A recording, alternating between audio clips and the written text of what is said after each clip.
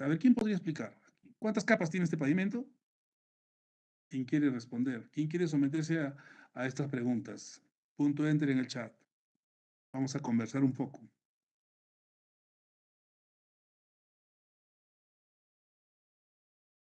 ¿Nadie?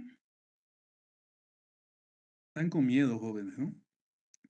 Y el miedo es natural, sobre todo cuando no están preparados. A ver, Roy Condori, adelante. Ingeniero, se refiere a que tiene dos capas, pero en la capa superior lleva o sea, dos capas o sea, doble capa asfáltica en la parte superior. Y, Y en la base granularia, pues está la base granular, la subbase a granular ver, y a la ver, subrase. Roy, contesta rápidamente a lo que te voy a preguntar. ¿Cuántas capas tiene la estructura de pavimento que estamos mostrando? En sí tiene dos. En sí tiene dos, yo veo que tiene tres. Tiene una base granular, tiene una base asfáltica y un concreto asfáltico. Claramente se observa que tiene tres capas. Y Es el que es doble concepto de capa pavimento deep asfáltica. string, ojo, y el concepto de pavimento deep string es que tiene dos capas nada más, base y capa asfáltica, pero eso tiene tres. ¿Por qué entonces sería un deep string? Esa es la pregunta. Como le digo, tiene doble capa asfáltica en la parte superior. Como te pregunto, tu respuesta todavía no es correcta. Tienes que utilizar el término clave. ¿Cuál es el término clave para explicar eso? Que ya lo hemos explicado en clase anterior. Hemos hablado de este pavimento. Término que no te estás recordando. Vamos a darle la oportunidad a Eddie. Eddie Ochochoque, tienes la opción. La misma pregunta.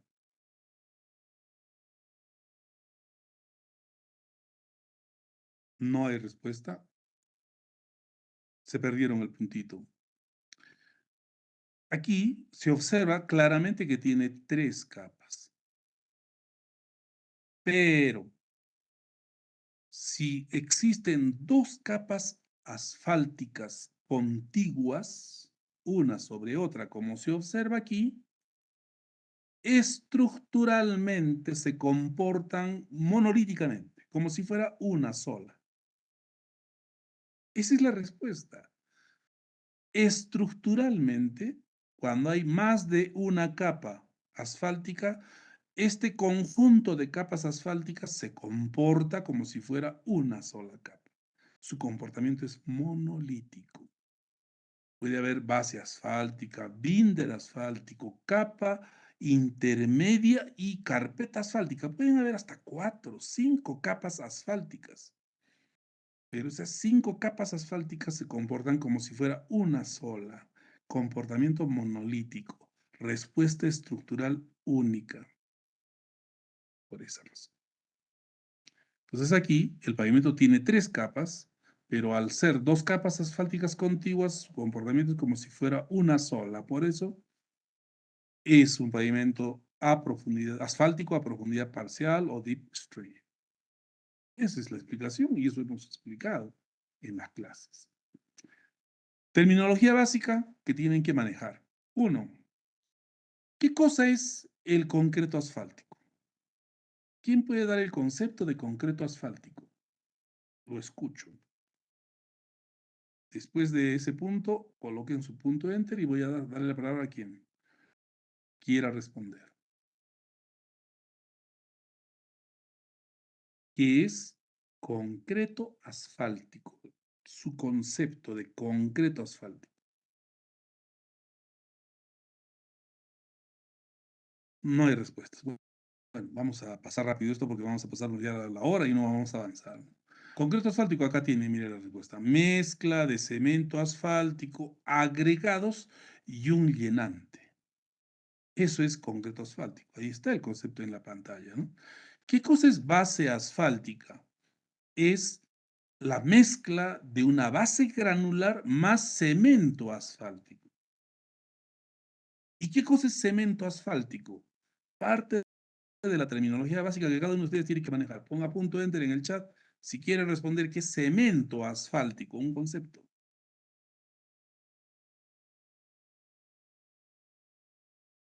Nadie, claro. Cuando ya ponen en el Google cemento, ya muy tarde, ¿no? Ya no es así, pues, ¿no? Yo quiero un concepto rápido de lo que tengan aquí, pero que hayan leído. Algo habrán retenido, ¿no? Entonces, eso. Cemento asfáltico, aglutinante, bituminoso, proveniente de la refinación del petróleo.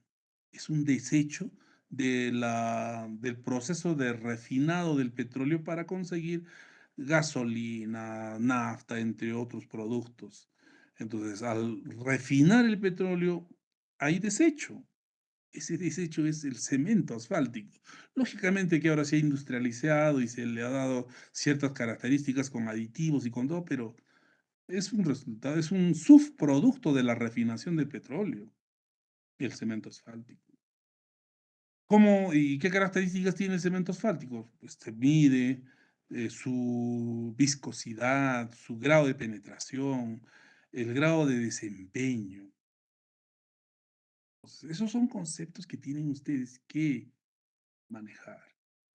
Bueno, eh, estos componentes estructurales, para que cumplan las funciones estructurales que hemos explicado, deben de cumplir ciertos requisitos de calidad que ustedes ya conocen.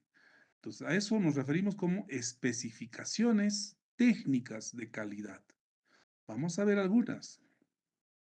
Empecemos con la subbase.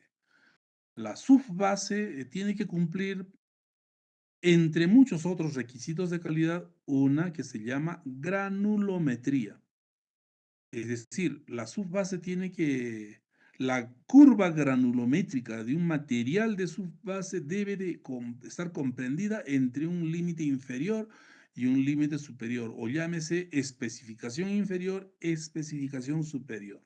Si ustedes analizan aquí, cada una de estas gradaciones es un tipo de curva de granulometría, tiene un mínimo y un máximo, observen, ¿no? Mínimo 50, máximo 85, mínimo 35, 65 para cada malla que se considere en la curva granulométrica.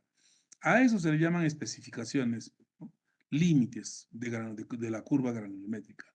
Entonces, ese es un requisito de calidad. Las subbases pueden tener hasta estas 4 gradaciones. Si ustedes grafican esto en una curva en una escala semilogarítmica, que es la curva de granulometría, van a ser 2 curvas. Y la granulometría del material que estás evaluando para su base debe de entrar entre esas 2 curvas. Entonces, cumple con ese requisito de calidad. Si no, lo cumple, ¿no? Si no lo cumple, estaría perdiendo la calidad de sus bases. Sería otro material. Es importante. Y otro detalle que hay que observar aquí en las especificaciones técnicas es de que estas gradaciones nos permiten, por ejemplo, también establecer ciertos requisitos de calidad. Miren acá. Nota, nos dice, la curva de gradación A deberá emplearse en zonas cuya altitud sea igual o superior a 3.000 metros sobre el nivel del mar. Es decir, si estamos construyendo una carretera a una altitud mayor a 3.000 metros sobre el nivel del mar, la subbase que esté utilizando debe de cumplir con la curva granulométrica de la gradación A, es decir, es esta de acá. Cualquier subbase construida en una carretera en el altiplano, en Juliaca, en Puno, en cualquier parte del altiplano, altitud mayor a 3.000 metros, debe cumplir esta granulometría, esta curva de acá. ¿De acuerdo? Eso es lo que dice esta especificación. Muy bien. Aparte de la granulometría, una subbase tiene que cumplir con estos otros requisitos, ¿no? Para que pueda cumplir con sus funciones estructural, drenante, económica, debe de cumplir con estas características. Sobre todo, si es función estructural, hay ciertos parámetros que nos dicen o que nos permiten, digamos, tener ese beneficio de ese componente, ¿no? La función estructural. Básicamente, la función estructural en una subbase se debe a esta característica que se dice CBR, a la propiedad CBR del suelo. Para una subbase, para altitud mayor a 3.000 metros, 40% mínimo de valor de CBR, de valor relativo de soporte. Eso vamos a estudiar en la unidad 2 y lo vamos a entender con detalle. También observen la resistencia al desgaste en la máquina de Los Ángeles. Abrasión Los Ángeles. Para altitudes mayores a 3.000, desgaste máximo 50%. Y así otras propiedades, índice límite líquido, índice de plasticidad, y están los valores máximos para altitudes mayores a 3.000. Esto es sumamente importante, ¿no? Hay que recordar que estas especificaciones permiten calificar, aceptar un material o descalificarlo, ordenar que se retire.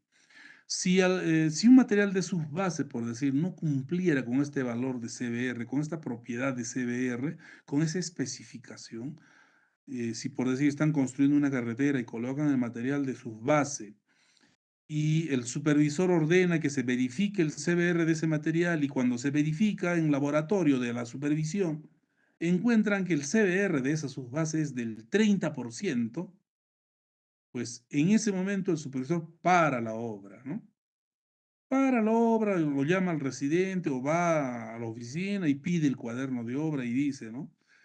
El material de subbase colocado en el tramo tal no cumple con la especificación de resistencia CBR, es menor al 40%. Se ordena que se retire ese material. Le ordena al residente que retire ese material. Función del supervisor. ¿Qué tiene que hacer el residente? Pues cumplir con esa orden, ¿no? Porque no puede decir algo. ¿Cuál sería su defensa? No, es un tramito chiquitito nomás, ¿no? Por favor, señor supervisor, pues no me he puesto las pilas todavía. Solo es en esa partecita, dice. ¿Ah? ¿Cómo?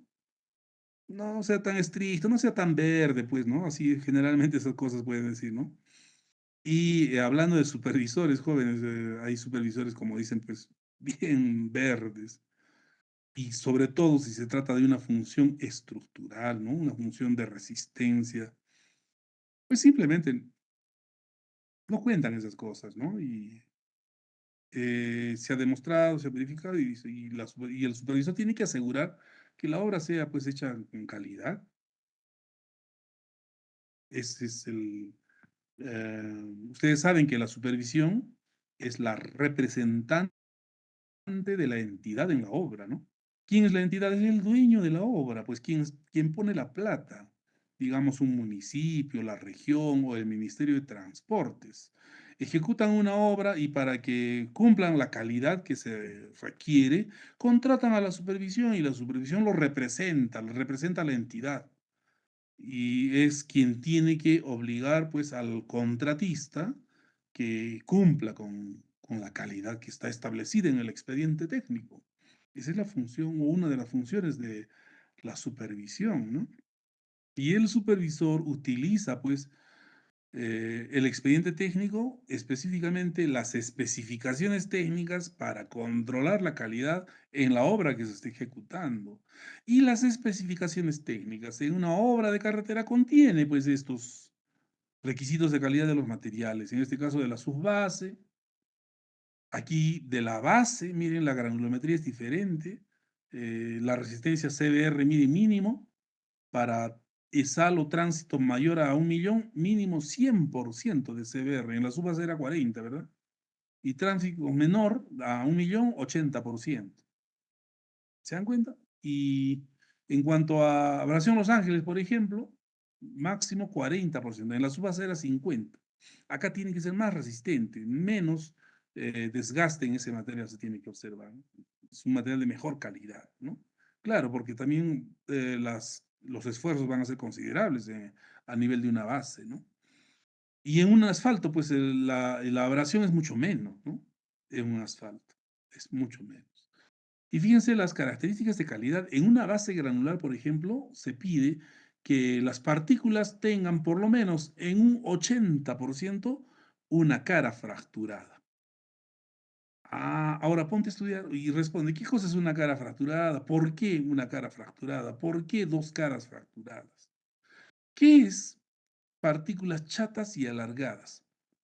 Contenido de partículas chatas y alargadas 15% máximo. ¿Por qué? ¿Cuál es el problema con las partículas chatas y alargadas?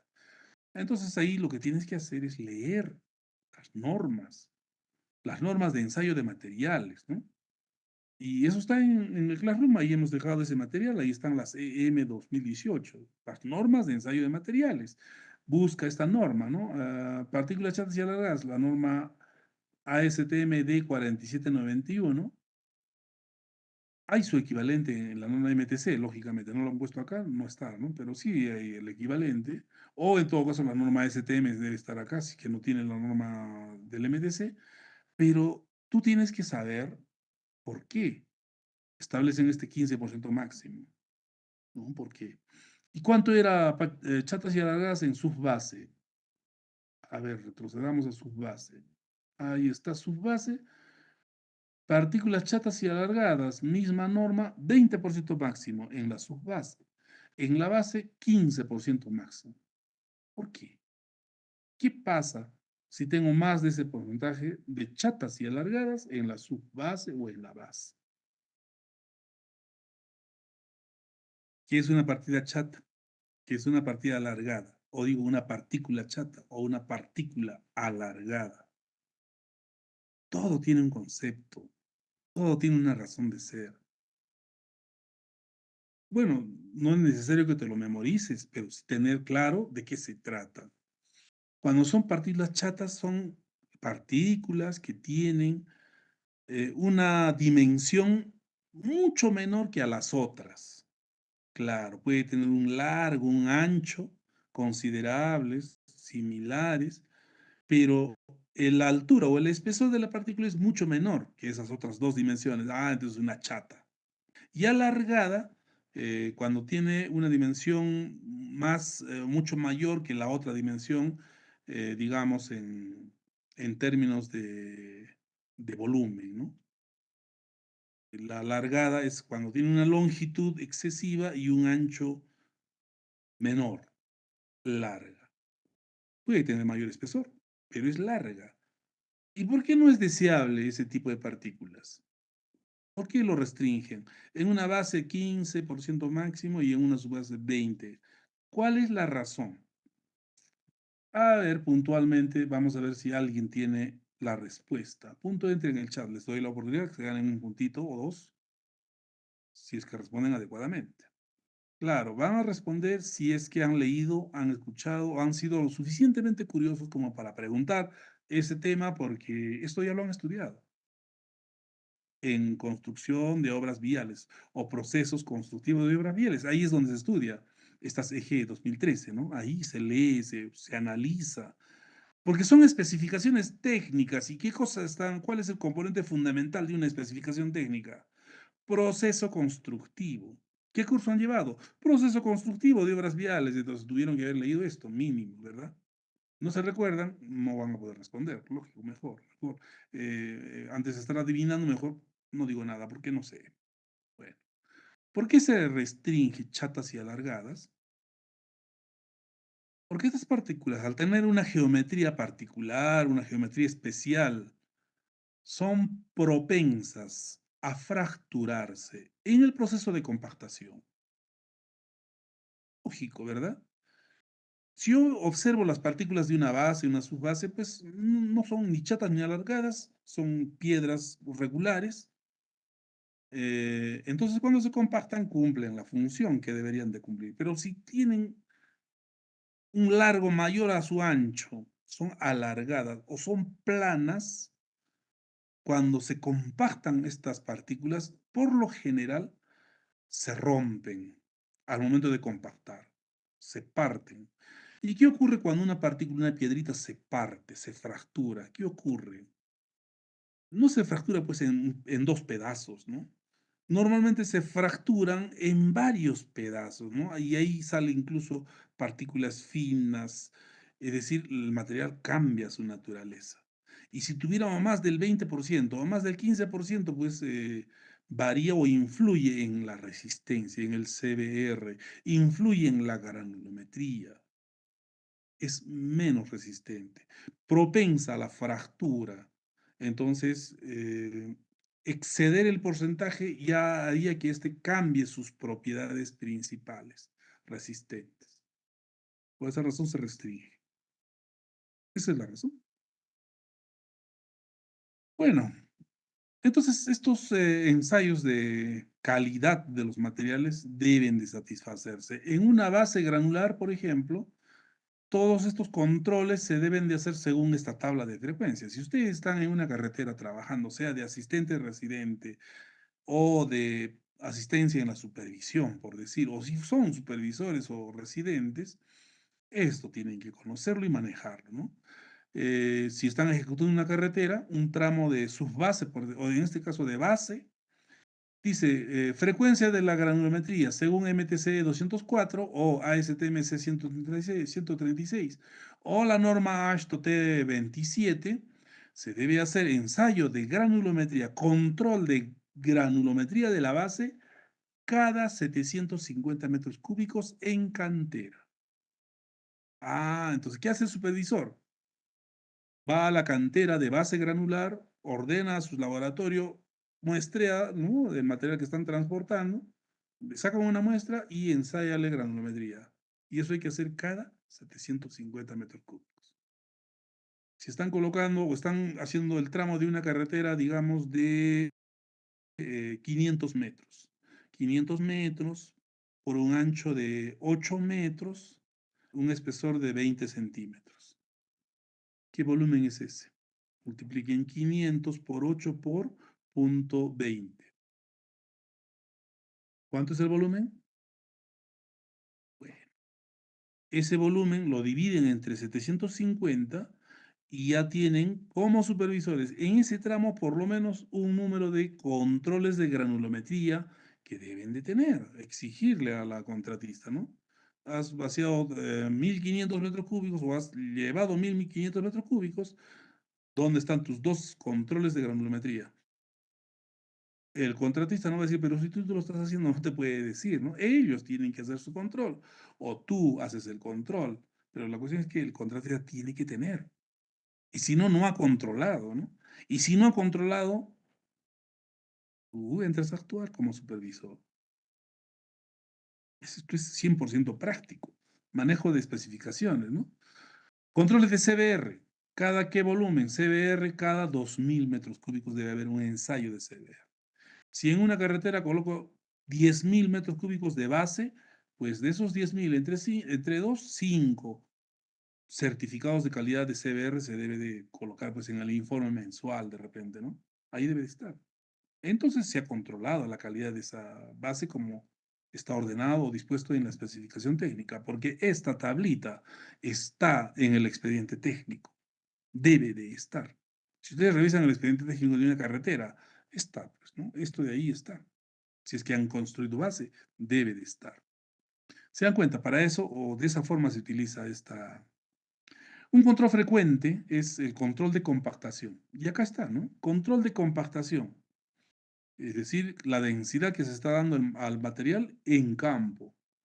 Ahí están las normas y cada cuánto se hacen. Normalmente dicen, cada cuánto se controla la compactación en una base. Uno dice, cada 20 metros.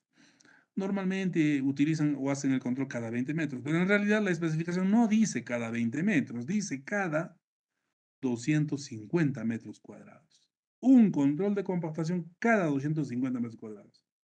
¿Y dónde se hace el control de compactación? ¿Dónde está la plantilla? Al costadito, donde el supervisor lo disponga. El supervisor puede decir, hazme el control de compactación aquí, cercano al hombro de la plataforma, justamente donde hay problemas, ¿no?, de compactación. Pero el supervisor te exige ahí, quiero ver la calidad, total, eso es parte de la carretera y por ahí van a transitar los vehículos. Ahí el control, donde el supervisor lo diga.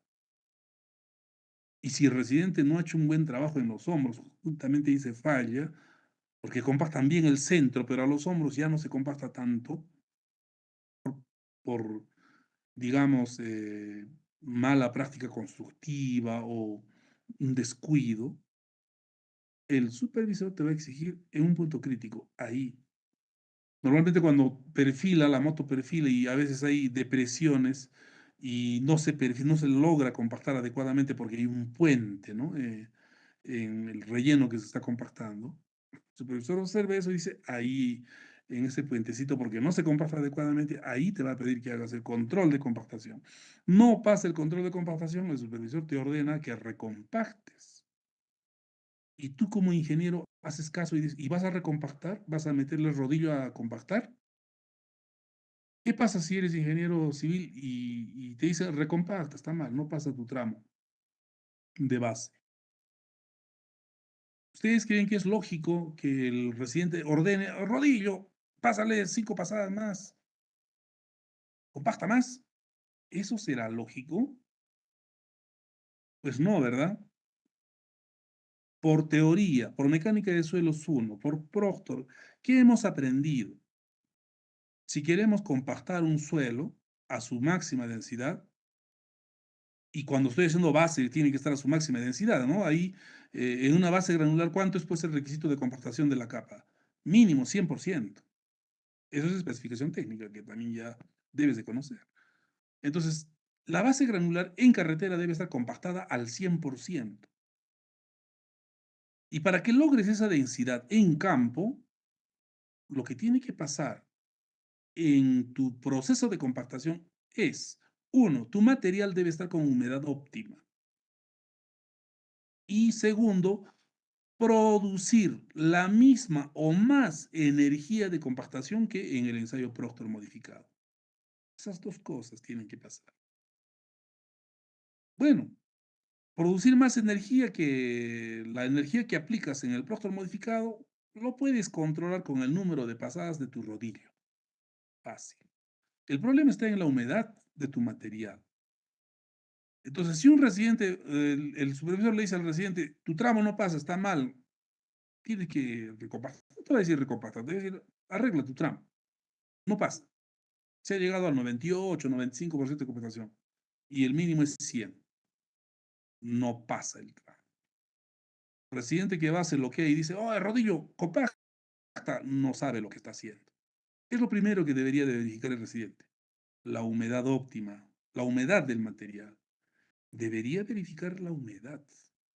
Si esa base tiene humedad óptima, entonces rodillo compacta. 1 hora, 2 horas, 3 pasadas, 5 pasadas. Es decir, al decirle que compacte, le estás diciendo que incremente la energía de compactación.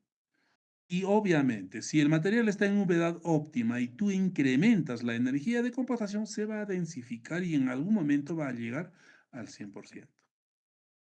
Pero si tu material no tiene la humedad óptima y compactas, lo que va a pasar es que vas a malograr tu base. Vas a romper partículas, vas a triturar las partículas por un sobrecompactado y las consecuencias van a ser peores. Entonces recuerda, esto es teoría y se aplica en la práctica. Si en la práctica no conoces la teoría del Proctor y estás compactando, estás perdido. Hacer una práctica de la profesión, ponerse a compactar, a conformar una base, sin la teoría, es como estar al mando de un barco sin timón. Cualquier cosa puede pasar. La teoría es fundamental. Y aquí estamos hablando de teoría de mecánica de suelos, que es básico. Y si vamos a hacer una obra, es fundamental. Y hay que recordar esos conceptos. Estamos hablando de compactación, pues ustedes tienen que recordar ello. Y hemos hablado un poquito de cómo se mide con el porcentaje de compactación en la clase anterior, ¿no?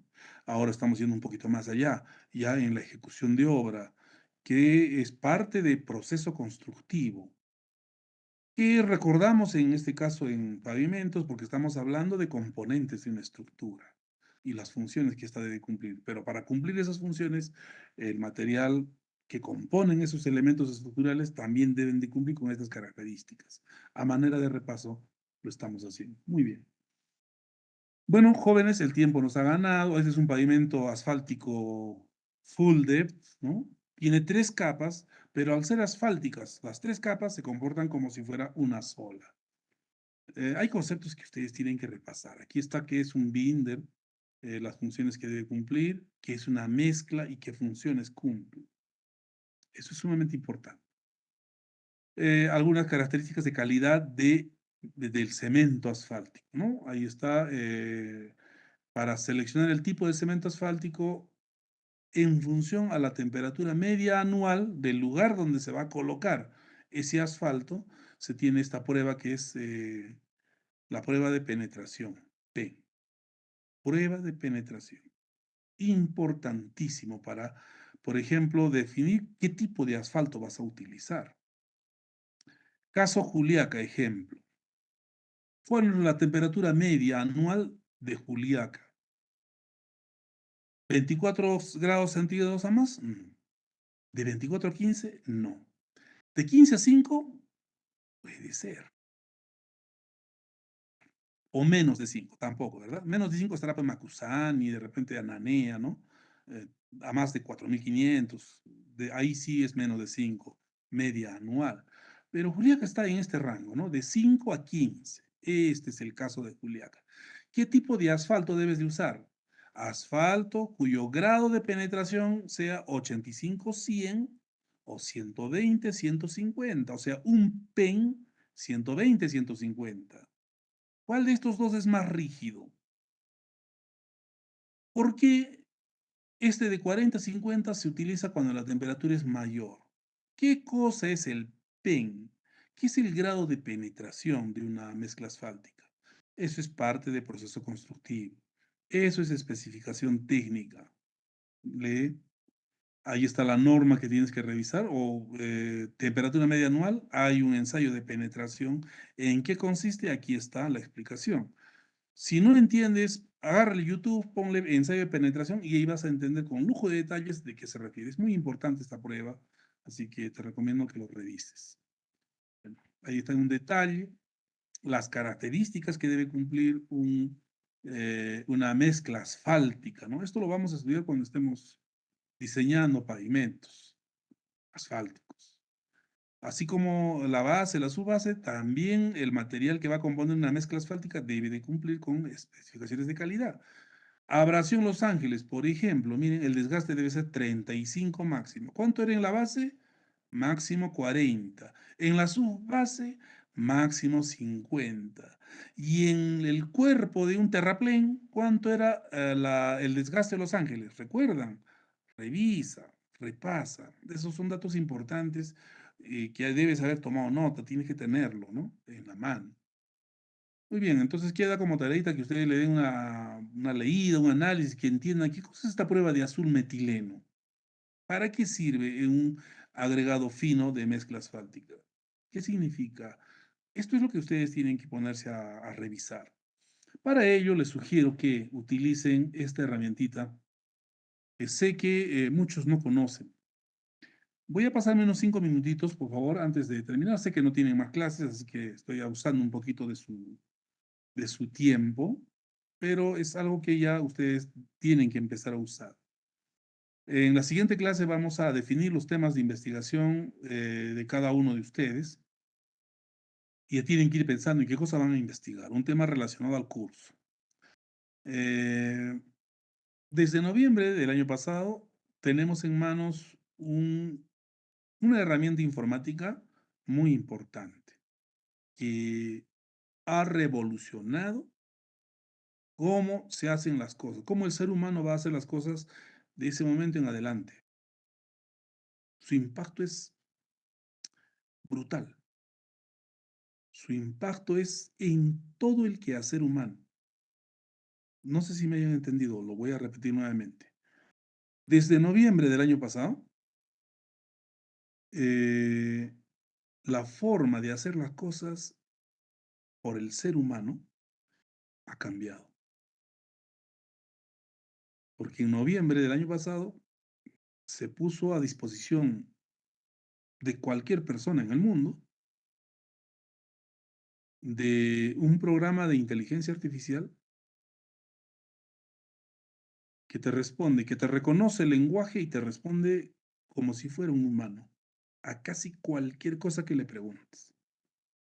Ese programa se llama ChatGPT. Si lo has escuchado, interésate más. Si no lo has hecho, te estás perdiendo de una herramienta que cuesta miles de millones de dólares de recursos, de personas que han trabajado. Entérate, porque esto es la actualidad. Si aún no lo has escuchado, ya lo escuchaste aquí en esta clase. Ahora, ocúpate de saber un poco más y hay tutoriales de esto. Instálalo en tu máquina. Ni siquiera tienes que instalar. Es simplemente que tienes que registrarte, ¿no? Colocas ahí en el link, tienes que colocar chat GPT, así miren, así acá, chat GPT nada más, enter, y esto es lo que he puesto. Y los links son este primero, de OpenAI, ahí hago clic y entro a esta ventana. Aquí hago clic en Try ChatGPT, probar ChatGPT, y me va a permitir usar una versión beta, una versión de prueba. Me logueo, es decir, tiene usted que registrarse con su correo, luego van a su buzón, le dan la aprobación que ustedes son y ya está. Y luego van a entrar a esta ventanita. Es así de simple este programa. Miles de millones de dólares invertidos aquí. ¿Y qué cosa hace esto? Muy simple. Es una herramienta donde tú puedes conversar con un programa, no un ser humano, un programa, pero que reconoce tu lenguaje. A ver, le vamos a preguntar algo. ¿Qué estábamos hablando acá? A ver, ¿qué cosa era este azul de metileno? Azul de metileno. Le voy a preguntar, ¿sabes qué es el ensayo azul de metileno en mezclas asfálticas? Ahí está. ¿Sabes qué? Le estoy preguntando qué es el ensayo de azul metileno. Vamos a ver si me responde. Sí, dice, ¿no? El ensayo, miren, esta respuesta es inmediata y lo está haciendo un programa de computadora que ha evolucionado y trata de simular la inteligencia humana. Por eso se le dice inteligencia artificial. El ensayo de azul metileno se utiliza para medir la capacidad de adhesión del asfalto a los áridos, a los agregados. Adhesión entre agregado y asfalto. En este ensayo se sumerge una muestra de la mezcla en una solución de azul de metileno y se agita vigorosamente. Te da una descripción de cómo se hace el procedimiento. Es lo que necesitamos saber, ¿no? Ya sabes que es un ensayo de adherencia entre cemento asfáltico y agregados. Eso es lo importante. Ya está. Ya aprendimos, ¿no es cierto? Algo. Eso es lo que tienes que recordar. Saber qué es. Hay que repasar una y otra vez y listo. Y donde estés en la carretera, donde sea. Azul metileno es esto. Tienes que recordar la palabra clave. Adherencia. Ya está. Esta herramienta es muy, muy poderosa. Muy poderosa. Y que todo el mundo la está usando. Todo el mundo, excepto los que nunca hayan visto esto y están en esta clase. Bueno, úsenla pues a partir de ahora, ¿no? Esta herramientita cuesta miles de millones de dólares y está gratis para que lo uses. Vamos a plantear en la siguiente clase un tema de investigación. Entonces aquí le puedo decir, a ver, le puedo decir así, propon un tema de investigación sobre asfaltos que no requiera laboratorio. No requiere laboratorio ni datos de campo, ni recolección de datos de campo. No le voy a poner un tema, propon 5 temas de investigación exploratoria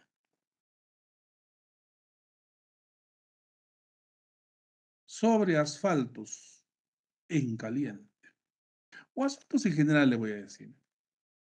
Estoy diciendo propon. Muy bien.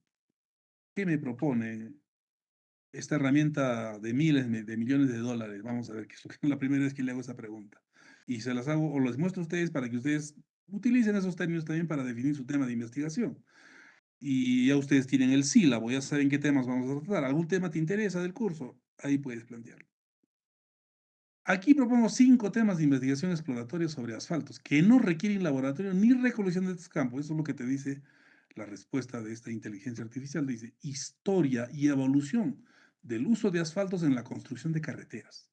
Efectivamente, eso no requiere ensayos de campo ni nada. Y habla historia y evolución. Claro, tendrías que hacer una cronología, una historia y evolución hasta la fecha. Ajá, está interesante, ¿ven? Ese tema está muy interesante. Los efectos del cambio climático en el comportamiento de los asfaltos. Qué interesante, ¿no? Ahí tienes tu tema. ¿Te interesan los asfaltos? Ahí está. Claro que si adoptas uno de estos temas, pues tienes que saber qué cosa es cambio climático, ¿no? Pones cambio climático y te pregunto, ¿qué es cambio climático? No respondes nada, pues estamos mal, ¿de acuerdo? Estaríamos mal en ese sentido. Entonces, elige un tema, entiende los conceptos que involucre ese tema, estudia un poquito y prepárate. En la siguiente clase vas a definir tu tema. Utilizando esta herramienta es más fácil. Si no quieres, no lo uses, ¿no? Otra forma de saber temas de investigación es algo que te interese. Ahí está el sílabo, ya hemos hecho unas cuantas clases, hay muchas cosas que hemos hablado. Plantéate un tema de que quieras investigar, pero que no requiera laboratorio, que no requiera ir al campo y recoger datos.